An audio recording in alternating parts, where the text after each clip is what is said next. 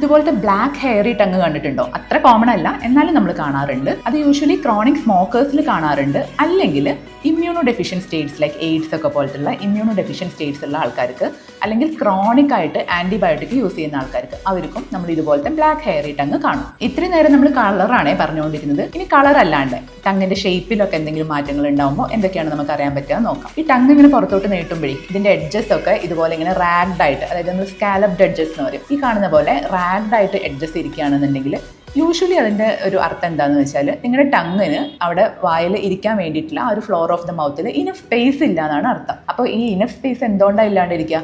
Either നിങ്ങളുടെ tongue വലുതായിരിക്കാം due to Down syndrome അല്ലെങ്കിൽ ഹൈപ്പോതൈറോയിഡിസം അങ്ങനെയൊക്കെയുള്ള അസുഖങ്ങളുള്ള ആൾക്കാർക്ക് ഈ ടങ് കുറച്ച് വലുതായിരിക്കും. അപ്പോൾ ഈ ടങ്ങിനെ ഉൾക്കൊള്ളാനുള്ളൊരു സ്പേസ് അവിടെ ഇല്ലാത്ത കാരണം എപ്പോഴും പല്ലിൽ തട്ടി ടങ് ഇരിക്കുമ്പോൾ ഈ ടങ്ങിൻ്റെ എൻഡ്സ് ഒക്കെ ഇതുപോലെ ഇങ്ങനെ റാഗ്ഡ് ആയിട്ട് ഇരിക്കും. ഇനി അതല്ലാണ്ട് കാണുന്ന ഒരു അതായത് ഡീഹൈഡ്രേഷൻ, നിങ്ങൾ സിവിയർലി ഡീഹൈഡ്രേറ്റഡ് ആണെങ്കിലും ഇതുപോലെ ടങ്ങിൻ്റെ സർഫസസ് ഒക്കെ റാഗ്ഡ് ആയിരിക്കും. ഈ കാണുന്ന പിക്ചർ കണ്ടോ?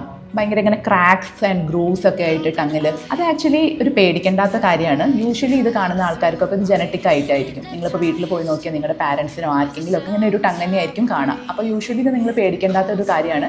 പക്ഷേ ഇങ്ങനെയുള്ള ആൾക്കാർക്കുള്ള ബുദ്ധിമുട്ട് എന്താണെന്ന് വെച്ചാൽ ഈ ടങ്ങിലൊക്കെ ഇങ്ങനെ നിറയെ ക്രാക്സ് ആയത് കാരണം ഒരിത്തിരി എരിവുള്ളതോ ഭയങ്കര പുളിയുള്ളതോ ഒക്കെ ഭക്ഷണം കഴിക്കുമ്പോഴേക്കും അവർക്ക് ഭയങ്കര ടങ് ഭയങ്കര ബേണിംഗ് സെൻസേഷനൊക്കെ ആയിരിക്കും. അതാണ് പ്രശ്നം. പക്ഷെ അത് പേടിക്കേണ്ടാത്ത ഒരു കാര്യമാണ്. ഇനി നമ്മൾ ആദ്യം പറഞ്ഞു അല്ലേ, ടങ് എന്ന് പറഞ്ഞാൽ ഒരു സ്മൂത്ത് ആയിട്ട് ഇരിക്കുന്ന സാധനം എന്നല്ല, അതിൻ്റെ മുകളിൽ നിറയെ ടേസ്റ്റ് ബഡ്സും പാപ്പില്ലയും ഒക്കെ ഉണ്ട്. അതൊന്നും അല്ലാണ്ട് നിങ്ങളുടെ ടങ് ഭയങ്കര സ്മൂത്ത് ആയിട്ടാണ് ഇരിക്കുന്നത്, എന്നാൽ അതൊരു രോഗമാണ്. അതിനാണ് നമ്മൾ ഗ്ലോസൈറ്റിസ് എന്ന് പറയാം. സീലിയാക് ഡിസീസ് അല്ലെങ്കിൽ nutrition deficiency like vitamin B12, thiamine, iron deficiency, riboflavin deficiency, ഇതിലൊക്കെ ടങ് ഭയങ്കര സ്മൂത്ത് ആയിട്ടായിരിക്കും ഇരിക്കുക. അപ്പോൾ ഈ പറഞ്ഞ ഏതെങ്കിലും പോലെയാണ് നിങ്ങളുടെ ടങ് എന്നുണ്ടെങ്കിൽ എന്തായാലും ഒരു നിയർ ബൈ ഡെന്റിസ്റ്റിനെ കാണിക്കുക. അവർ പറഞ്ഞതിനനുസരിച്ചിട്ട് ഒരു ഫിസിഷ്യനെയും കാണിക്കുക. അണ്ടർലൈൻ ഡിസീസ് എന്തായാലും ട്രീറ്റ് ചെയ്യുകയും ചെയ്യാം.